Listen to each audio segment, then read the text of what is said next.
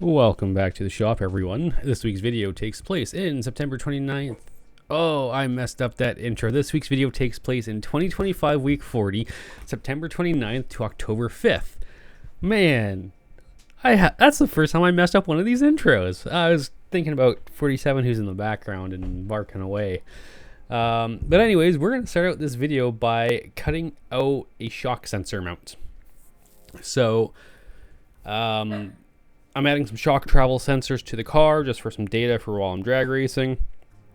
And I need a way to mount them in the car. So what I'm going to do is I'm going to cut out a mount. My plan is I'm going to have it mounted right beside where the shock currently mounts on that same bar.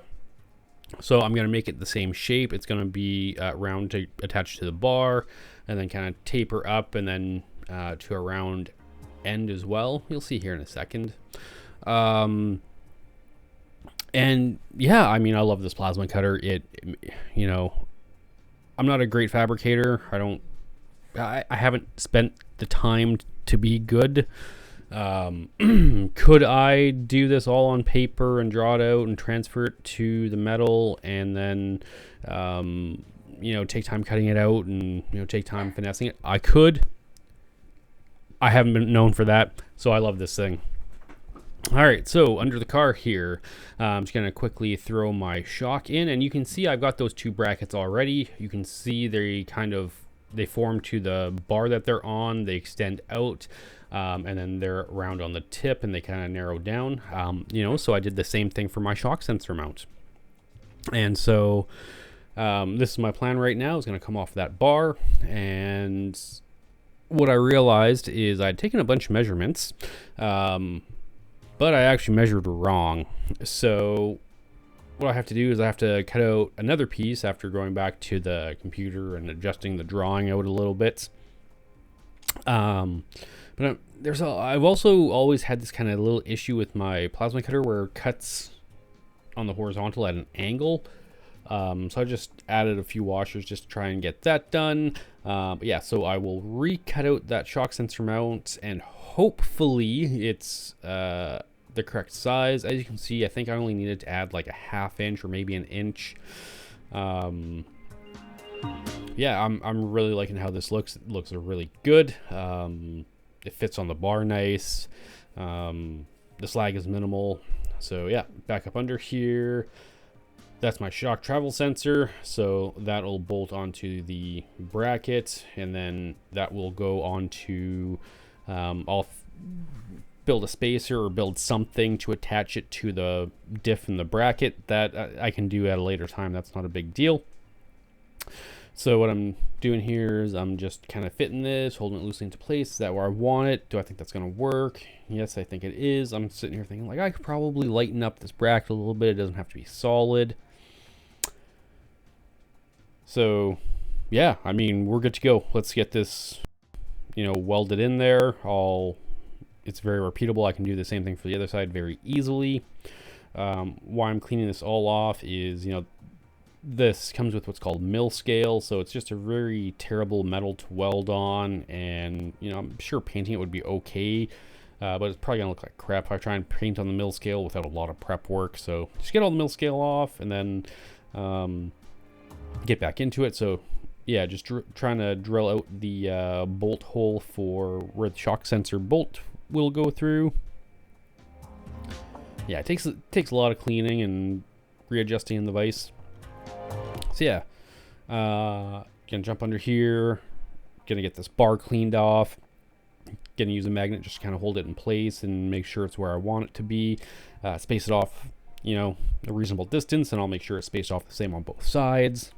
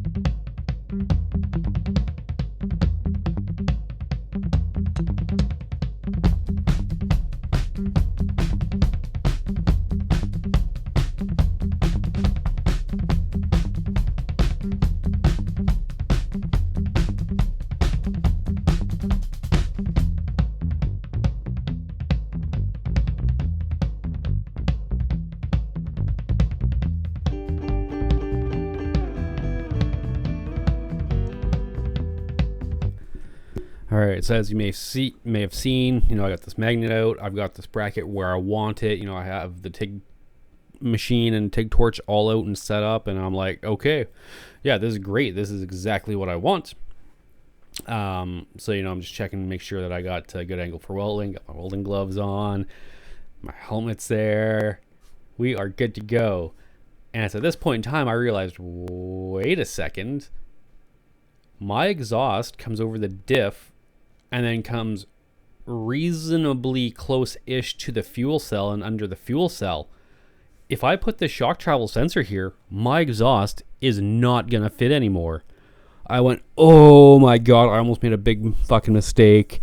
I'm so happy that I caught it and I didn't weld this in, and I haven't painted everything.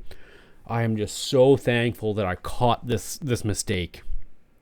So what I'm gonna do instead is I'm gonna make a different, simpler bracket for the that just mounts onto the frame rail, and I'll weld just a little rectangular piece of metal with like 5 holes evenly spaced out. That way I have some adjustment as to where the shock travel sensor mounts, and then I'll weld that onto the frame, because I know I don't have anything on the outside of the wheel or of the shock that'll get in the way. The wheel is on the other side of the frame entirely. So man, I got lucky by not welding those tabs in on both sides, because I would have had to cut those all out, and chances are I wouldn't have realized it was in the way until I'm putting exhaust on. And don't get me wrong, I could have just not put the shock travel sensors on and just left the exhaust on. But I want those on there at some point in time, so I would have to redo it. Oh man, I'm so thankful I caught that. So I've already gone off to the computer. I've redesigned my new bracket. I'm just cutting it out. And then I'll do the same process. I'll go over to the bench. I'll clean all the mill scale off. I'll drill all the holes. And then, when we get back into the car, I'll kind of talk about that a bit more.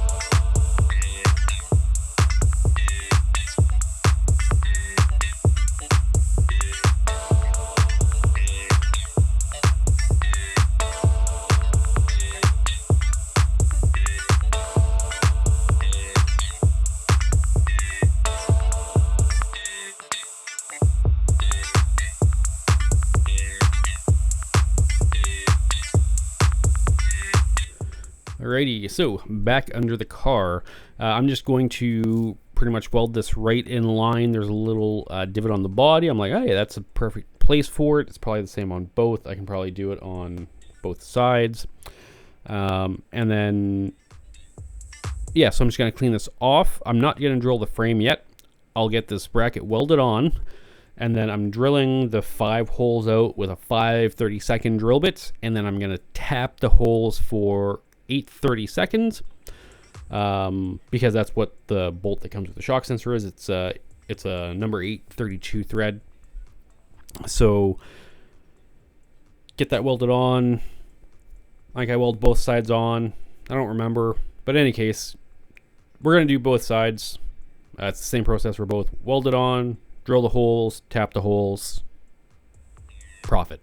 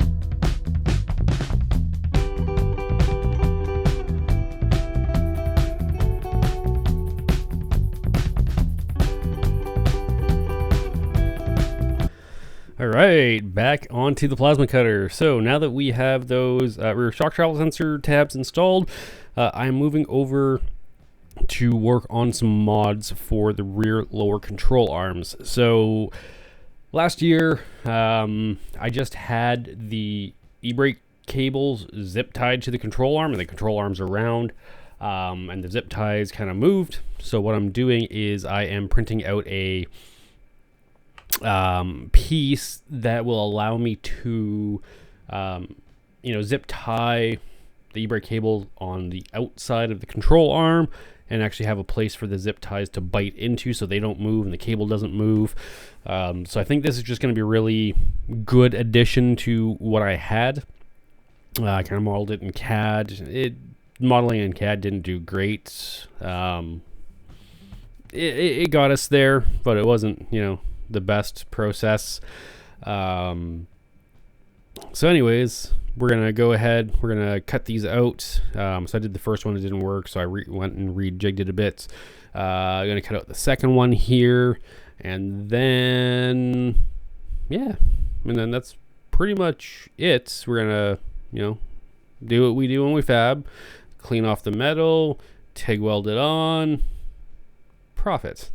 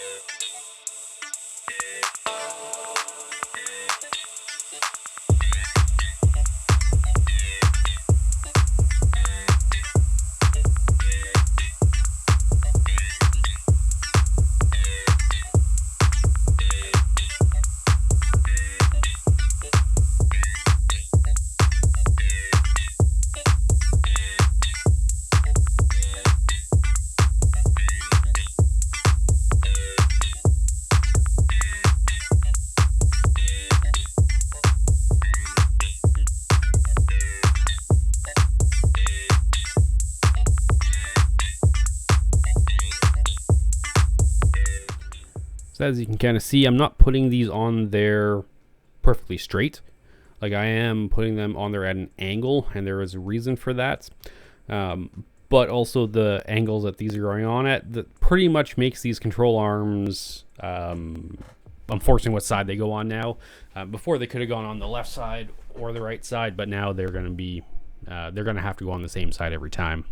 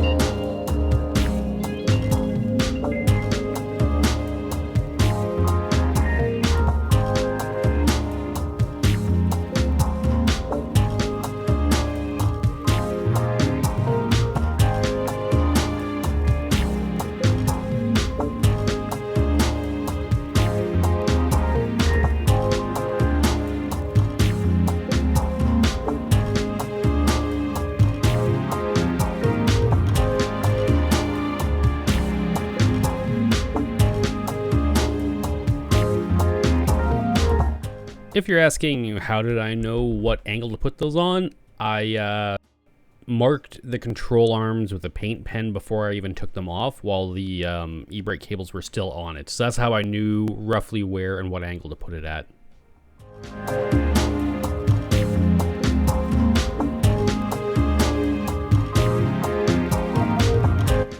Alrighty, so with that done, we are now moving to the front of the car.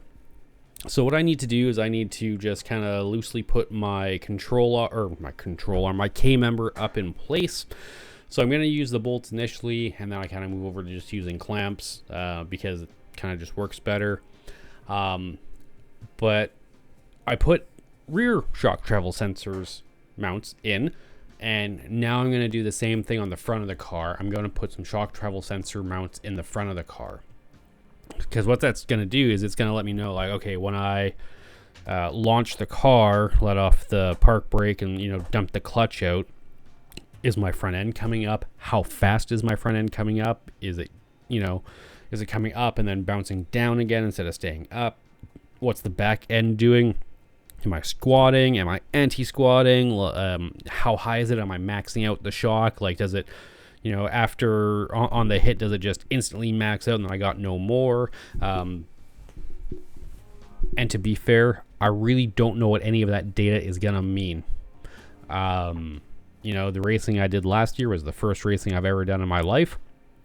But I'm going to learn. I'm going to figure it out. I'm going to look at the data, be like, okay, so here the shock went to its max setting really quick or whatever. Okay, maybe I need to, you know, tighten it up, loosen it up. I'm going to figure it out. I'm going to learn as I go. I'm going to talk to some people who actually know what they're doing. But it's just good to have the data as well. So what I need to do is I need to put the shock in the car. I need to get the lower control arm back on the car. And from there, I can figure out where I'm going to mount the shock travel sensors. Because, you know, there's no real formula for this. Like, it's a custom car. So I just need to make it work.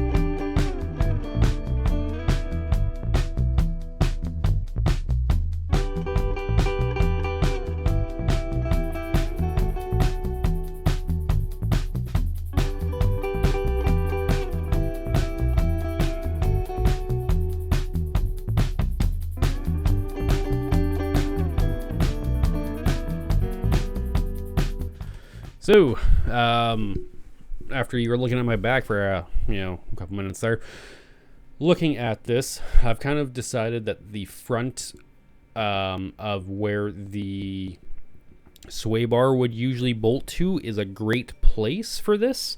So what I'm doing is I'm taking a few measurements, and I'm going to draw up on the computer a mount, and then we're going to cut it out and kind of test it out and check it out and make sure, it looks good. I'm happy with it. So yeah, that's what I'm going to do. And then once I get that mount on, I can weld it to the control arm or tack it onto the control arm, and then I can figure out where on the body I need to put the next mount.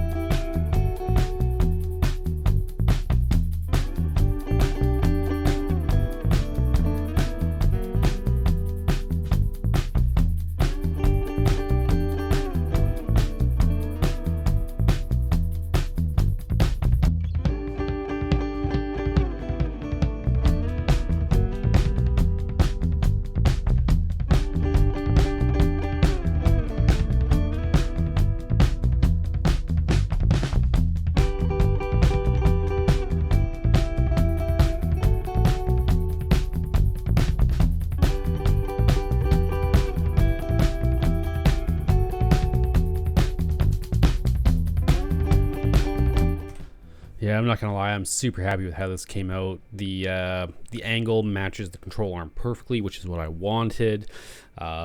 This is gonna go, I'll have, again, I've made both the front and the rear as adjustable, just because, if you can't make it perfect, make it adjustable.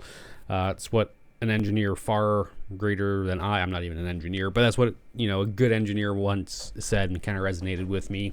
So since then, if I haven't been able to make it perfect, I make it adjustable, which this is. I think there's 4 holes on this lower front, and so I have the ability to move it up and down as needed.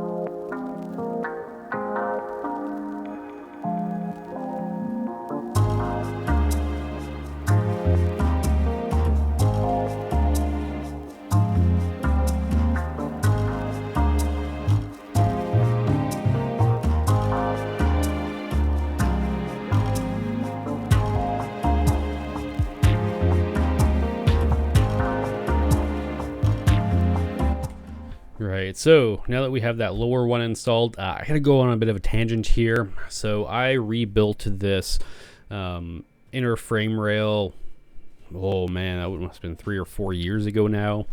And when I did it, I didn't have the welder settings right. Some of the welds were really cold and they've actually broken. So that's not good. But also I had this lip on it, and the lip was protruding far enough that I couldn't really angle that shock travel sensor in there parallel with the shock, which is kind of what you want. You want the shock travel sensor to be at the same on the same angle as the shock as much as you can. So because of that, I cut a chunk of that lip off. I'm gonna re-weld it. I'm gonna clean up and weld over the welds that broke and because I can weld it way hotter now. So yeah, just going off on a little tangent here because I need to fix this.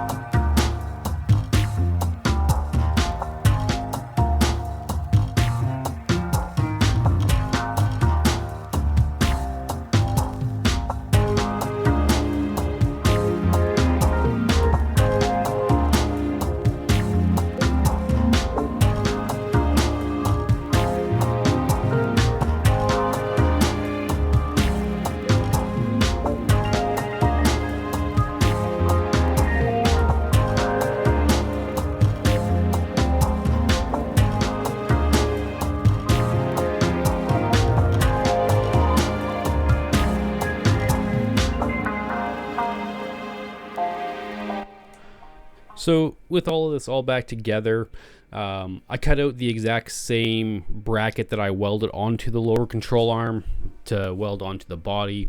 And what I found is it's just a little bit too tall. It's not really a great size. I don't need the 4 holes of adjustability.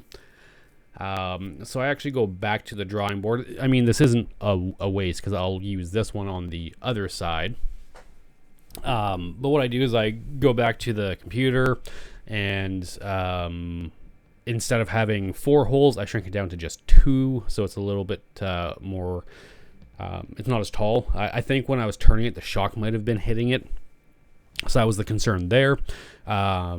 So yeah, I mean, that's what this is all about, right? Just figuring things out, trying something, readjusting. Oh, that didn't work. Okay, well, let's do this.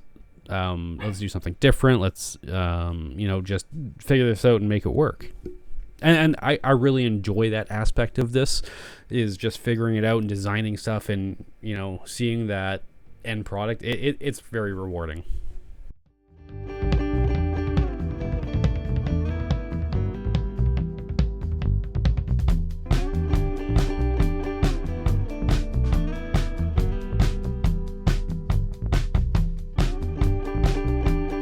So yeah, you can see in the vise, this one's half the size, both width-wise and height-wise. So this is the one that I end up going with. So we'll clean it all up. We'll loosely bolt it to the shock, and then we'll get it in place. We'll mark on the body where it needs to be welded. We'll weld it onto the body, and then we're going to repeat this entire process over on the other side.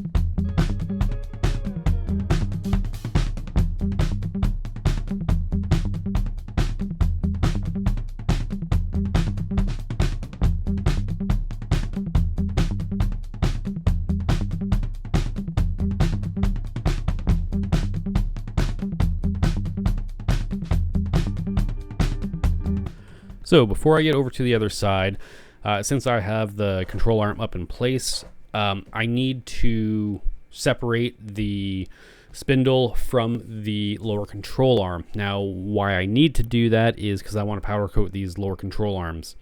I don't like the powder coating that it has right now. Plus, I had to grind on it a bunch in order to weld on it. So, you know, it's missing in a bunch of places. And I want the color to be something that's going to more match the theme of the car.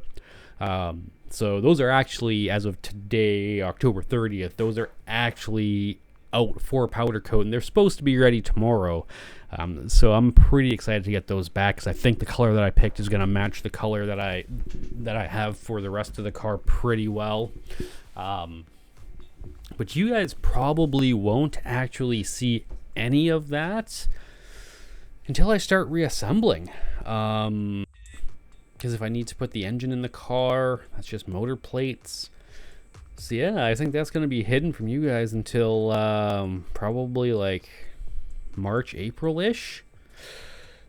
But I'm going to be happy. I'm going to be happy to see him.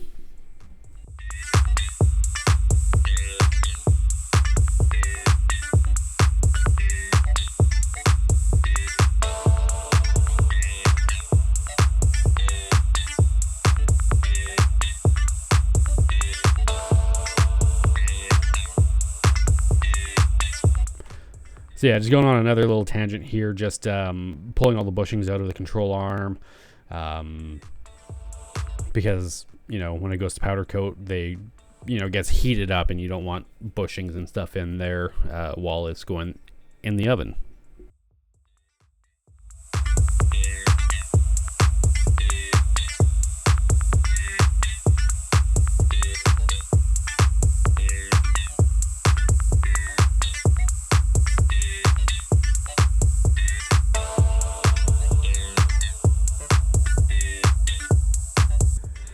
Alright, so you saw me do this on the first side. It is the exact same thing on the other side. Weld the lower bracket, attach the shock travel sensor, mark where I need the top bracket, put that in place, and then separate the spindle from the control arm. So yeah, we're just going to do that exact same thing again.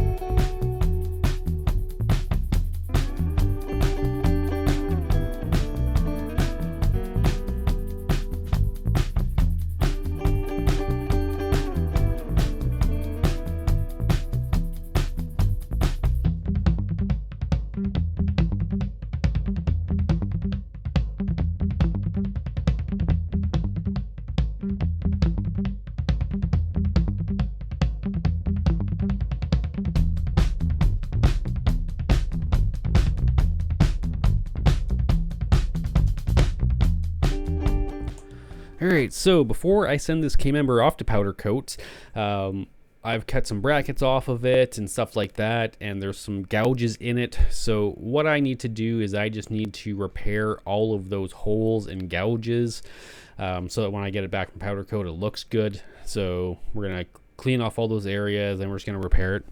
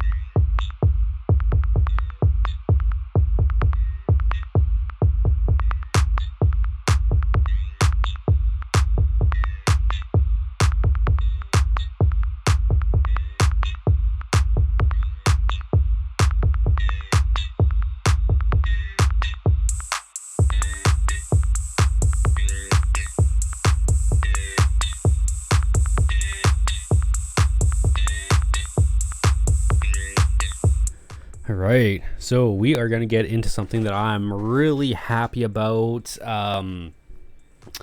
You know, knowing what I know right now, this all comes out really good in the end. So the front end of the car, it's got the tube front end.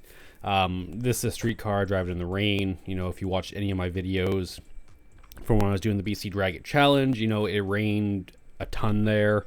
So, you know, that's why I got wipers in the car. So I've got a heater in the car. And one thing I didn't have in the car was on the tube front end, there's just big holes. So as the tires turn left or right, it's just shooting water all over the front of the car, you know, the radiator, the alternator, all the coils, like everything. So what I'm doing is I'm going to make some fill plates, and this is the start of it. So that's the first one. So I 3D scanned the front end at some points. I don't remember if it was right before this or if it was a while ago. But yeah, so I 3D scanned the front end, transferred that scan onto my computer, and then transferred it into my CAD program. And then I designed up this fill plate for this. And as you can see, this fits the area like perfectly. It's, you know, exactly halfway on all of the bars all around. it is just a really good fit, and I am so happy with this. Now, I am going to need to put some big holes in this later on for my intake piping and stuff, but I can do that later. I can even paint the entire front end and then do that later. Like, that's not a big deal. But yeah, so this is the plate, and I'm just holding it on with magnets just to make sure that, you know, it's going to do what I want. Everything's going to be happy, happy, joy, joy. And I don't know about you, but I think that looks pretty good. So my plan is to add some bead rolls to this, just to, you know, give it a little bit of a flair, a little bit, make it a little bit more fancy. Now, I haven't used this bead roller in probably 2 years, and quite honestly, I wasn't even sure, you know, if I was actually going to go through with it, because the last time I used it, like it, you know, with one person, with it not mounted down, it can be challenging to run on your own. But what the hell, you know, you can't fail if you don't try. So there's a few things I got to do, like the handle wasn't on properly, so it was binding up when it turned to a certain spot. I got to change the rollers out. Yeah, so we're just gonna, you know, throw the rollers onto the ones that I want. I don't want a small little bead, so what I'm gonna do is I'm gonna step the edge off. So it's gonna be about, I don't know, 1/2 inch to 3/4 of an inch from the edge. It's gonna like step down. You'll see when I get it done. It'll make more sense then. So I've got a ton of different bead rollers. So, you know, try the first set, get it all set up, do a bead roll. Actually, I think I just adjust the gap, but yeah, so just getting these tightened up, getting it all set up, and then we're gonna do some test pieces here. It's just an old piece of scrap, so there's no better way than using a piece of scrap to test this. So get it tightened down, and then just roll it out, and, you know, it actually turns out pretty good. I take my time, I don't rush it, and that's the key with all of this. Take your time. I don't, like, my bead rolls aren't perfect. You know, again, there's a lot of movement in there. I'm only doing this one-handed. You know, if I had somebody else maybe cranking and I had both hands to adjust, might have been better. But you know what? I got it done. It looks great. But yeah, so this testing is just a really key part to this, to understand how much pressure I want, and just how it's all going to work. And then from this test piece, I can be like, okay, this is the top. This is how I need to bead roll the actual piece to get it to do what I want. So yeah, testing on scrap metal is always a really, really good thing.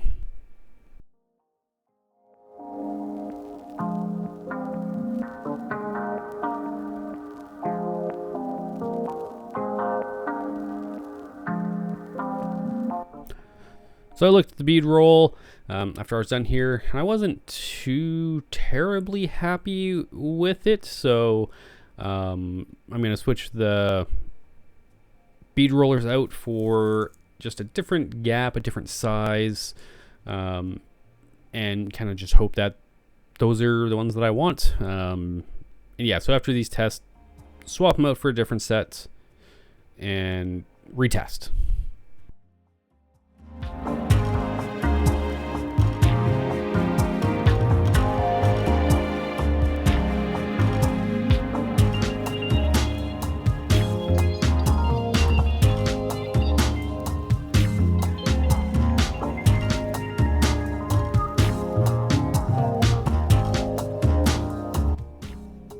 So retesting, this one was what I wanted. It was a much smaller or shorter angle on the bead roll.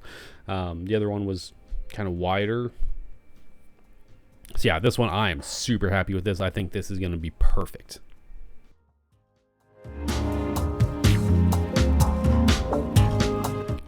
So now we are going to start on the actual panel. Now, I measured how deep that bead rolls from the edge. I'm just cutting off some slag right now from when I plasma cut this. But I measure how far off of the edge the bead roll goes, because I don't want the bead roll right to all of the ends of the panel. I want it to stop the width of the bead roll in. As I get into this, I hope this makes a little bit more sense. But yeah, like if I just bead rolled right to the very end of the panel and I did it on all 4 corners, I would have this little like section where the 2 bead rolls met, where it was really, really ugly. I think I could be wrong about that. But yeah, I don't want the bead roll right to the edge because I want the middle of the panel lower than the rest of it. Yeah. But that's what I'm doing on the floor there. I'm just marking a 1/2 inch in on all the sides so that I can kind of know where to stop bead rolling.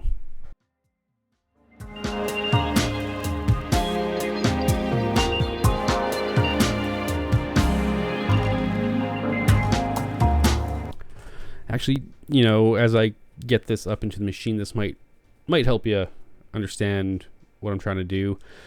So at the corners, you can see where the Sharpie crosses.